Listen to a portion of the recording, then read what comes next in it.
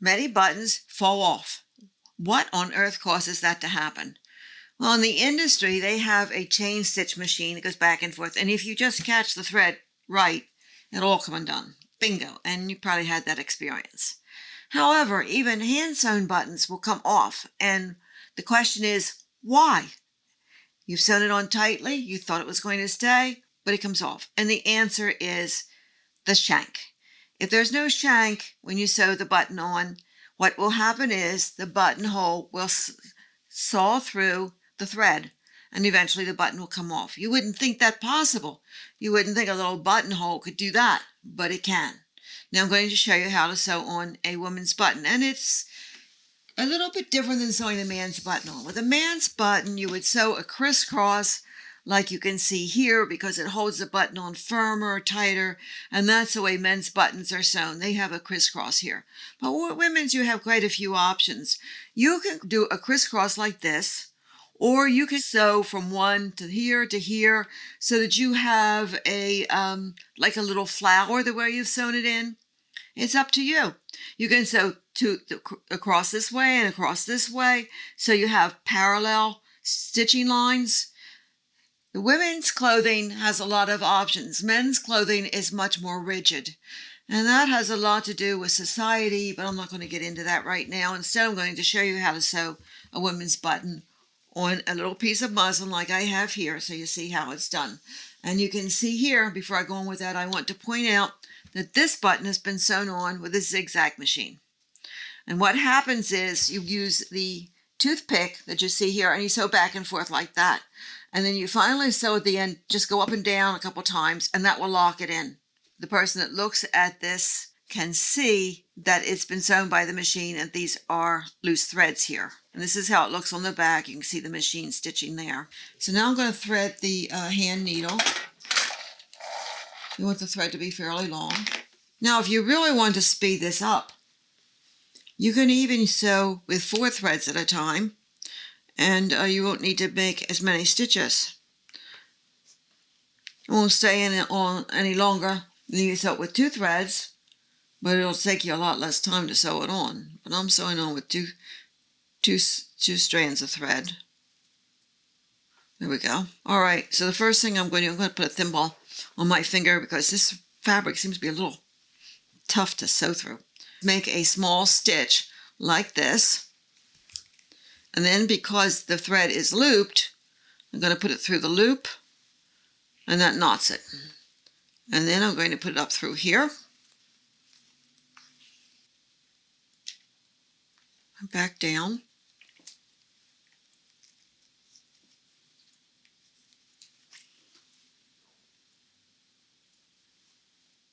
And I'm using my hands to form a shank.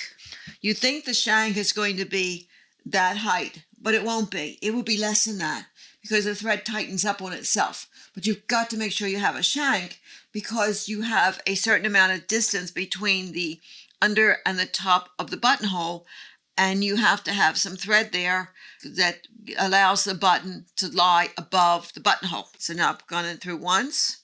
I'm going to come back in. And this time I'm going to go through one of the holes that I went through before. And then I'm going to go through one of the holes I didn't go through before and go back down.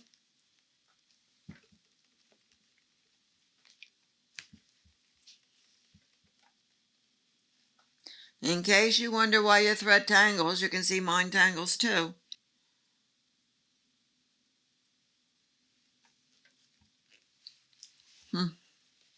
I don't know what's causing the trouble, but I'm not going to worry too much about it.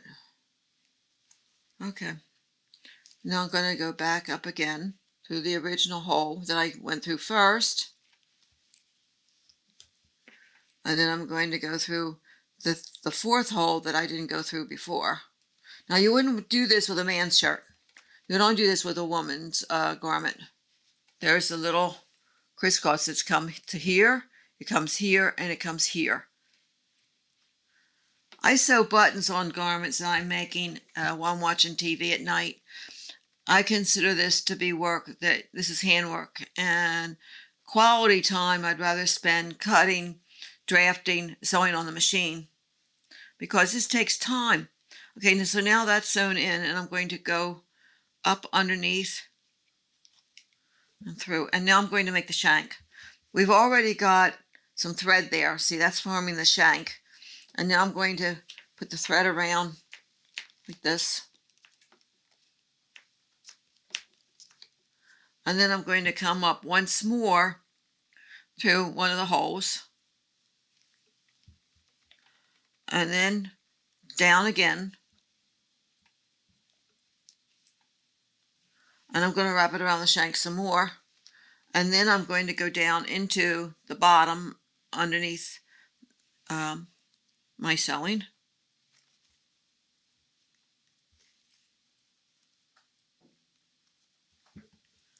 You can see now there's the shank, and it's not as large as you would think it would be. This is kind of a little bit on the large side because I want you to see what I'm doing, but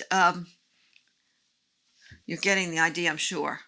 And now there's this little thread that didn't catch in as tightly before, but see, that'd be on the inside of the garment, so there's no reason for you to get yourself all upset about it. I'm going to sew in some more, and that little loop can even be trimmed off and it won't make any difference. Okay, and there we go.